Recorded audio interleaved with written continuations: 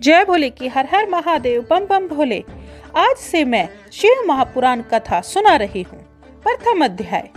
सौनक जी के प्रश्न करने पर सूत जी का उन्हें शिव पुराण की महिमा सुनाना। सुनिए।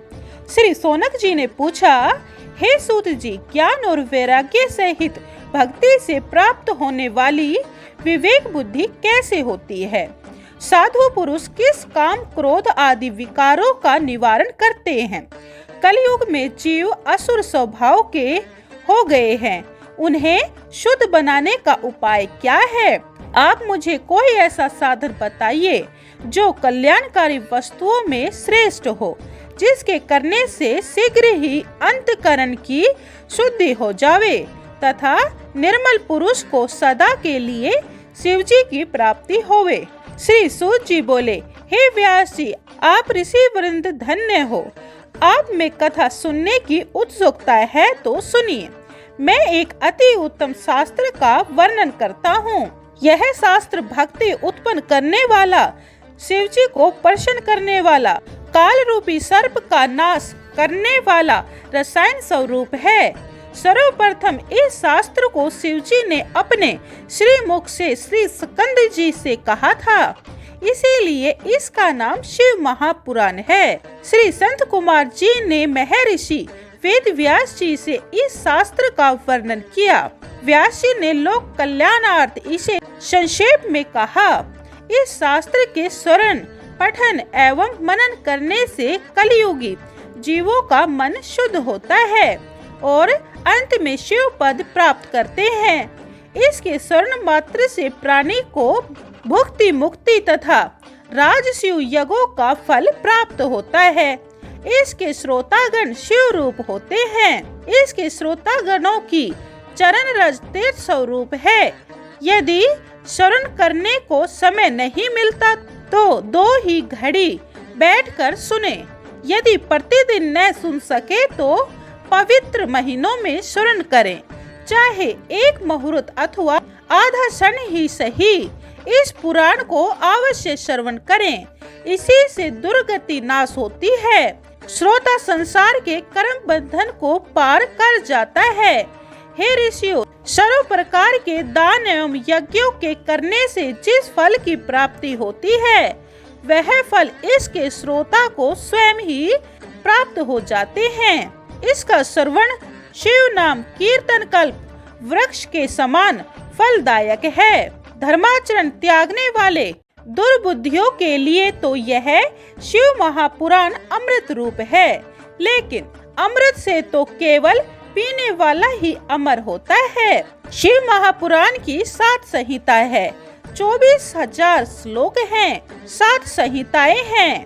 पहला विश्वेश्वर संहिता, दूसरा रुद्र संहिता, तीसरा शतरुद्री, चौथा कोकिरुद्री, 5वां उमा संहिता, 6ठा कैलाश संहिता, 7वां वायु संहिता।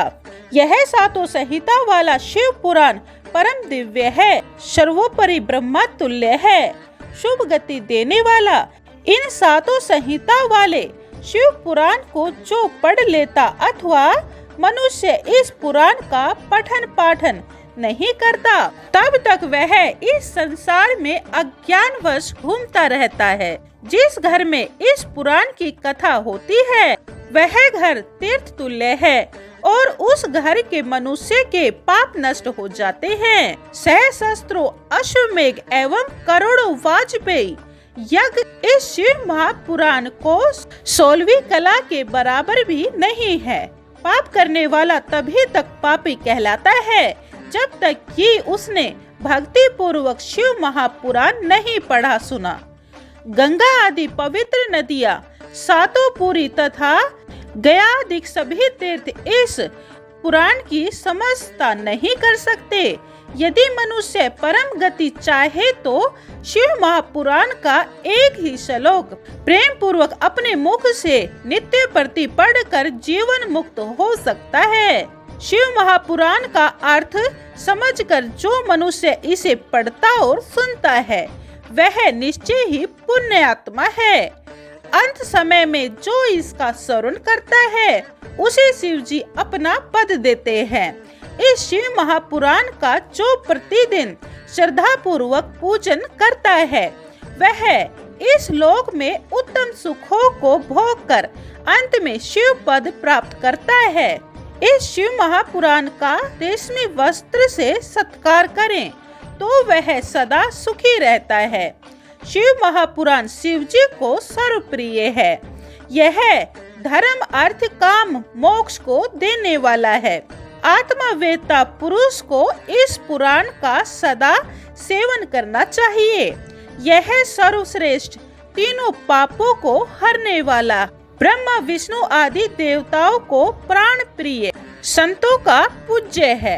इसीलिए मैं श्रद्धा भक्ति पूर्वक इस पुराण की वंदना करता हूँ, जिससे शिव जी प्रसन्न होकर मुझे अपने चरणों में स्थान दे। पहला अध्याय समाप्तम। जय भोले की हर हर महादेव, बम बम भोले। अब ये दूसरा अध्याय अगले दिन 6 बजे सुनिए।